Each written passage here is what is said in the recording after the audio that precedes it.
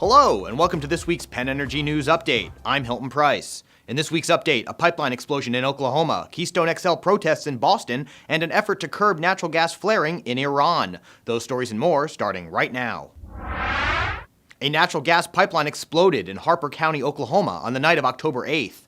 4 nearby homes were evacuated shortly after the blast, but no injuries have been reported. Harper County in western Oklahoma is a rural county not far from the Oklahoma Panhandle. The pipeline is owned by Northern Natural Gas Company of Omaha, Nebraska. On its website, the company says crews are working to repair the damage, but no timeline for completion is given. The company says the pipeline is one of several servicing the area, and the damage and ensuing repairs would not lead to any interruption of service. An energy explorer in Iran is looking to cut the amount of natural gas it flares. National Iranian Oil Company said it hopes to sell that gas rather than waste it. The NIOC said the excess natural gas would be sold to members of the industrial sector in Iran at a discounted price. About $8 billion in new infrastructure is needed to distribute the gas. Meanwhile, Shell Petroleum Development Company also recently announced it would reduce its amount of natural gas flaring. The company is spending $4 billion on 2 projects in Nigeria to cut flaring there by about 20%.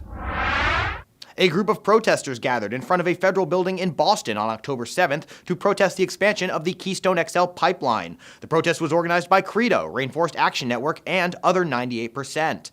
The event was mostly peaceful, although some arrests were made, but a press release sent out at the time of the protest suggested the arrests were expected.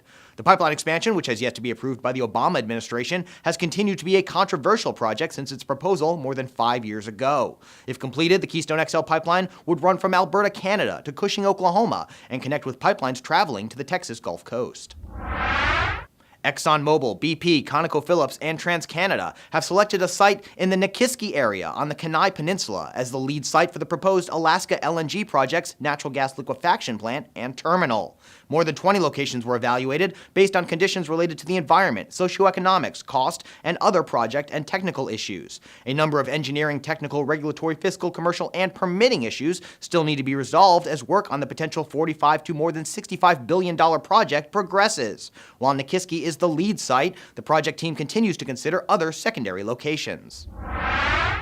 Otto Energy Limited has decided to relinquish its stake in Service Contract 69 offshore the Philippines. The decision to exit comes after extensive evaluation work carried out over the block, including 2D and 3D seismic acquisition and a comprehensive farm-out process.